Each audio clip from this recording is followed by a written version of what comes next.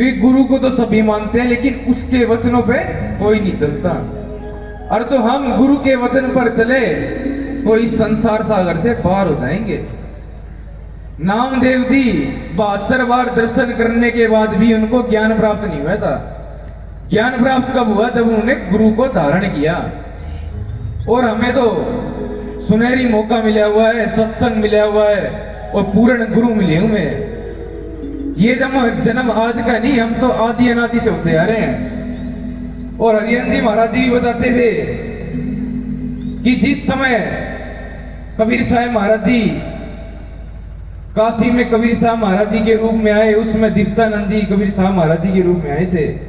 और हरियाण जी महाराज जी धर्मदास जी के रूप में आए थे। और धर्मदास जी के शिष्य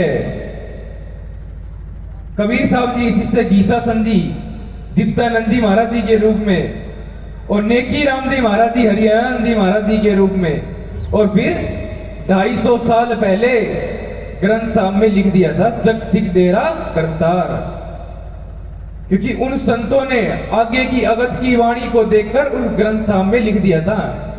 और आज हमारे भी दीप्तानंद जी हरियाण जी महाराज जी ने कहा था भाई एक बार फिर आएंगे। और आज हमारे बीच सतगुरु बंदी छोड़ कृष्णानंद जी महाराज जी उन्हीं का रूप में हमारे बीच में आए हुए हैं। तो ये सुनहरी मौका है, अगर हम इसको लूट लेंगे तो हमारा बेड़ा पार हो जाएगा। और गुरु विश्वास भक्ति में ही सब कुछ है।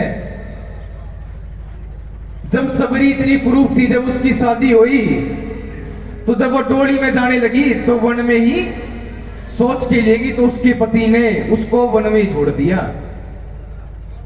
और वो इतनी कुरूप थी कि वो दिन में भी वहां पे संतों की कुटी थी, उस पे सेवा करने लगी। तो वो दिन में भी नहीं निकलती थी और रात को सेवा करती थी। तब उसकी सेवा से प्रसन्न होकर मतंग ऋषि जी ने उसको वचन दिया था कि सबरी तेरे द्वार पर राम आएंगे। तो राम को आना पड़ा था क्योंकि उसका भाव था और उसके झूठे बेर भी खाए थे। जैसे कि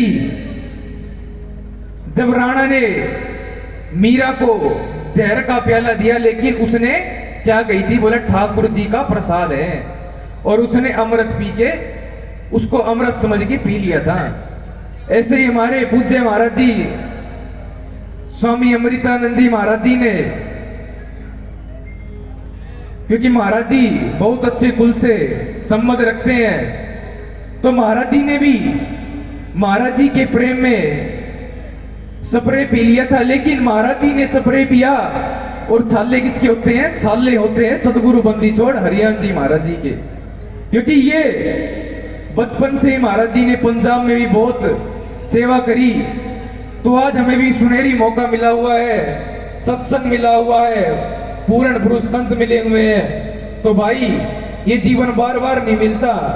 84 योनि को भोगने के बाद ये जीवन हमको मिलता है। और ये जीवन अगर हम अब भी व्यर्थ गवा देंगे तो हमारा इस संसार से बेड़ा पार नहीं होगा। और इस संसार से बेड़ा पार करने वाला कौन है? वो है गुरु। गु माने गुप्त और रू माने प्रकाश करना। इस काया के अंदर गुरु है, भगवान है, लेकिन उसको प्रकट कौन करेगा? गुरु करेगा। अगर हम सिसाई की डाक दिल्ली पहुंचाएंगे तो मोहर कहां की लगेगी? सिसाई की लगेगी, जभी तो दिल्ली जाएगी। बिना मोहर का उसका कुछ नहीं। कहते हैं नहीं ऊपर जाके देख लेंगे, ऊपर कुछ नहीं है। अगर जितने जी दर्शन कर लिए तो बेड़ा पार है, नहीं तो अगर यहां नहीं करे तो ऊपर भी कुछ नहीं है, ऊपर सिर्फ भुगतान है।